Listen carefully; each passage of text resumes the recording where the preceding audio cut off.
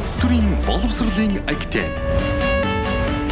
Конрад Аденауер сан шин сонгогч төсөл сонгуулийн зохион байгуулалт. Сайн байцгаана уу? Энэ өдрийн мэндийг бүгд хүргэе. Макуш амтлагийн Дандивэн Занг. Өнөөдөр би та бүхэнтэй дуулахаар биш, үгэлэхээр биш. Харин та бүхэнд сонгуулийн талаар бяцхан мэдээлэл өгөхөөр энд хүрэлцэн ирлээ.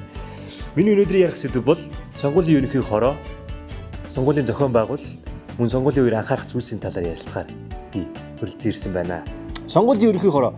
За Монгол улсын сонгуулийн ерөнхий хороо гэдэг нь бол Монгол улсын газар нутаг дээр явагдаж байгаа альва сонгуулийг хуулийн дагуу зөв шударга явуулахад анхаарч ажилладаг байгууллага. Саналын үз. Энэ удаагийн сонгуулийн саналын үз өнгөрсөн удаагийн сонгуулийнхаас ялгаатай өөр байх юм байна. Хараагүйчүүдэд зориулсан барил маягийн ийм товгор үсгтэй ийм саналын хуудсууд хэвлэгдэж гарч байгаа юм байна. За дараагийн сэдэв бас санал тоолох төхөөрөмжийн талаар юм байна. За санал тоолох төхөөрөмж нь 2500 ширхэг санал тоолох машин байгаа юм байна. За нийт бол бас Монгол улсын хэмжээнд 2000 ширхэг сонгуулийн хэсэг санал авах хэсэг байр хороод байрлаж байгаа бөгөөд 2000 ширхэг нь тараагдаад 500 ширхэг нь нөөцөнд байх юм байна.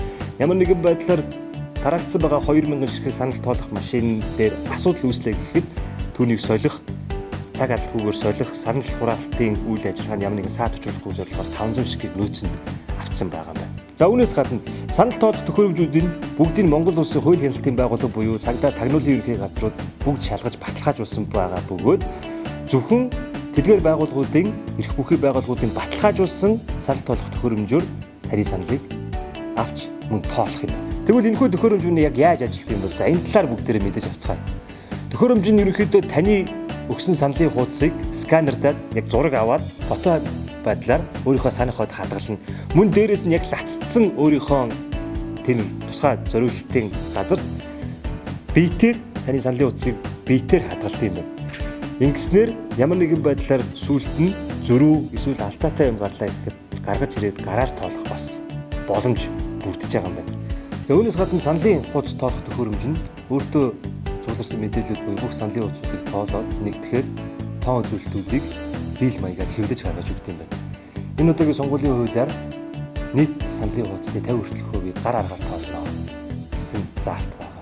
Ерөнхийдөө сонгуулийн санал хураах төхөөрөмжөөс гарсан мэдээллүүдийг мэдээлэл технологийн төв рүү маш өндөр нууцлалтайгаар маш хурдан хугацаанд дамжуулах юм байна. Маш хурдан хугацаа гэдгийг би тодтогсон. Яагаад гэвэл энэ маш богино хугацаанд хэр баргийн буюу ямар ч хакер тэр мэдээллүүдийг дундаас нь хулгайлах, дотгошоо нэвтэрч ороод өөрчлөх ийм боломжгүй богино хугацаа байх юм байна.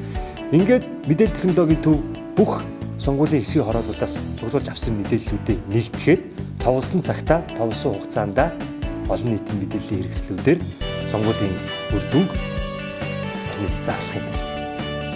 Бүгдээрээ саналаа идэвхтэй өгөөрэй. Энэ 54 жил болж ганцхан удаа л идэвхтэй боломж. Би энэ удаа сонгуулиар маш идэвхтэй өгнө гэж бодож байгаа. Солоосоо зөвсөөрөлж чинь хүмүүстээ уриалж эзээчээ заяач чинь өөрийнхөө сонголтондоо бат итгэлтэй байгаарай. Таны сонголт мэргэн байгээ. Улс төрийн боловсролын агенти